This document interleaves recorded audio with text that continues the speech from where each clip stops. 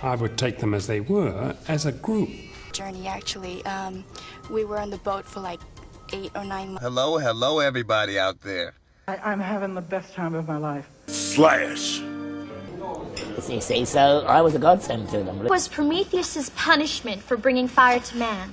Let me make it easy for you. Children's Tumor Foundation. Allow me to show you 9 actors that you may not realize are dead. Do you want to win any of these items on your screen? If so, be sure to watch the whole video, leave a like, and comment the hidden message. And with that being said, let's get right into the video. 9. Michelle Thomas. If I was to say the name Michelle Thomas, you might not recognize the name. However, if I asked if you remember Myra from Family Matters, you would remember her instantly. Myra was brought in by Laura, ironically enough, to try and get Steve Urkel a match that wouldn't be her, as he was pining over her in a rather stalkerish way and wouldn't leave her alone. Anyway, Myra became a mainstay on the show and had an equally obsessed mind when it came to Steve. And in one funny scene, when his clone / alter ego Steven Urkel came and saw her room full of Steve memorabilia, he said, "Have you ever seen Fatal Attraction? You should. It's about you." Anyway, Family Matters was very much her rise to fame, but sadly, that fame was never to be. You see, Thomas died all the way back in 1998. She was only 30 years old when she succumbed to a rare form of stomach cancer, of all things. Hers is very much a case of gone too soon, and you almost have to wonder what she would have done in her career if she had been allowed to continue it. 8. Lee Thompson Young. One of the saddest things about the deaths of certain celebrities is that they had all the potential in the world, and then something comes along just to ruin it and cast them in a light in their minds or others that leads to their deaths. And sadly, the case of Lee Thompson Young is one such instance. Young had it good for a while, including being the star of the hit Disney Channel series The Famous Jet Jackson, where he played a kid named Jet Jackson, who just so happened to also be a star in a hit TV series filmed in his hometown. He showed the struggles of living a regular life while also being the spy on TV known as Silverstone. Like a lot of budding Hollywood hopefuls who latch on with the Disney machine, Young was able to use Jackson as a springboard into other projects. Friday Night Lights, Aquila and the Bee, and The Hills Have Eyes 2 are some of the few films later added to Young's brief but impressive resume. But the problem came not from his career, but from his mind and brain. While a regular on the series Rizzoli and Isles, he became diagnosed with bipolar disorder. He literally couldn't handle it, and he took his own life in a sudden and shocking fashion. Bipolar disorder is a terrible affliction, mainly because it can be diagnosed very late in life as it mimics depression, anxiety, and other regular human emotions. 7. Heather O'Rourke. They may be here, but sadly, Heather is not. As a young girl, Heather O'Rourke was one of the breakout stars of Poltergeist despite only being a child.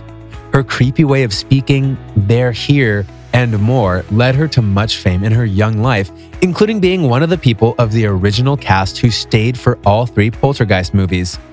If you've seen the final movie, you may notice that Heather's cheeks appear very puffy, and although audiences didn't know it at the time, it was a reaction to the medication she was taking for Crohn's disease, with which she was misdiagnosed.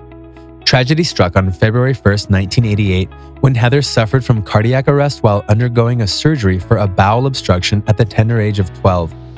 Not so ironically, a lot of people felt that the cast of Poltergeist was being cursed because of the film they were making.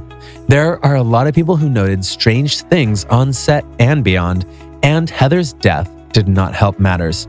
To die so young from such an unfortunate thing is a true tragedy. 6. George Martin. Doing a bit of a sidestep into the world of music, George Martin had a very important role in one of the most important groups in the history of music. In short, he was the producer of the Beatles. Yeah, those Beatles. While John, Paul, George, and Ringo were stars in their own right, even they needed help in the studio. Martin was instrumental in making things what they were in the studio and the sound booth, and even the Beatles knew it. In fact, they called him the fifth Beatle because of it. From 1963's Please Please Me, the Beatles' first LP, all the way through 1969's Abbey Road, George Martin practically was a member of the band, working closely with them to refine the sound and texture of each and every song.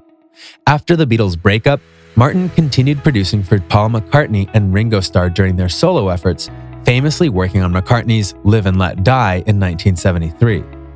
Other acts that he worked with included Kenny Rogers, Celine Dion, Elton John, and so many more. He was even the inspiration for the song Baby You Can Drive My Car, believe it or not.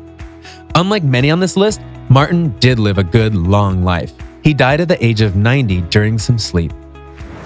5. Doris Roberts. When it comes to sitcoms, you can't just have one good actor or actress heading up the show. You need an ensemble to ensure that the laughs or the drama comes through.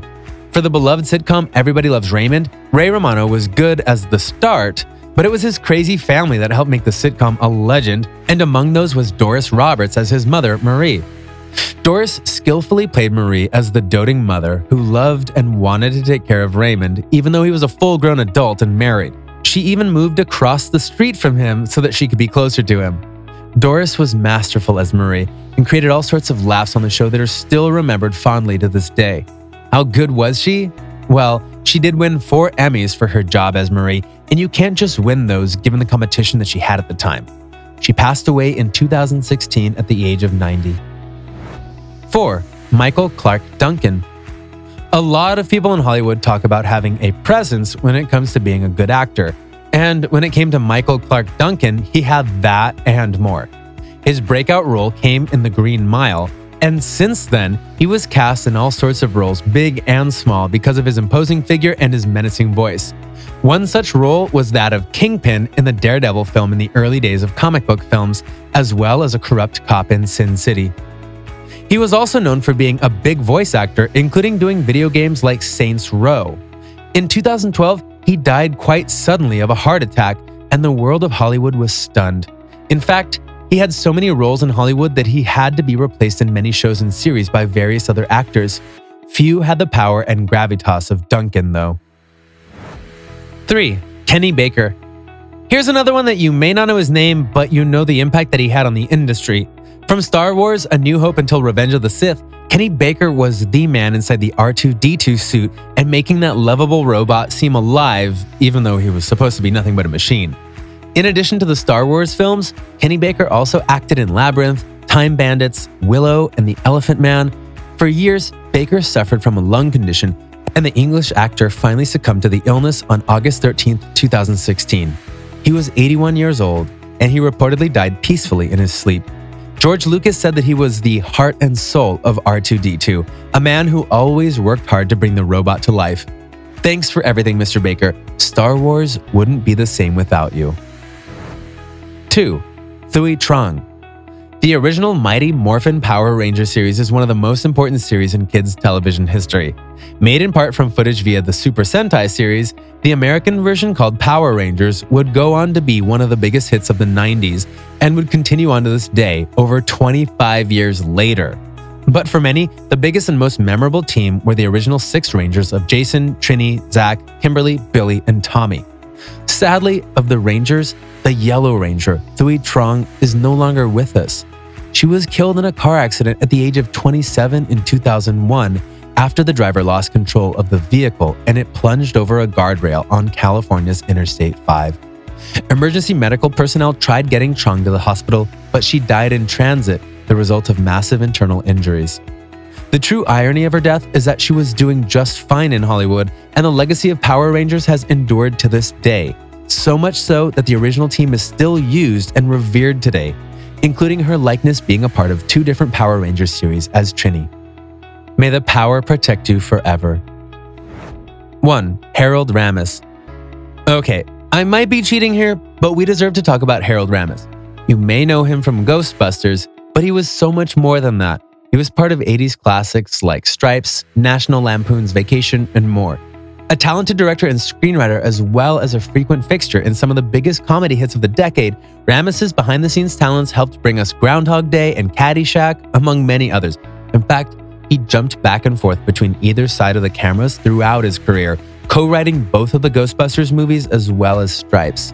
So, as you can see, he's brought a lot to Hollywood, and a lot of people knew it. His death was caused by an autoimmune disease that slowly but surely drained the life out of him.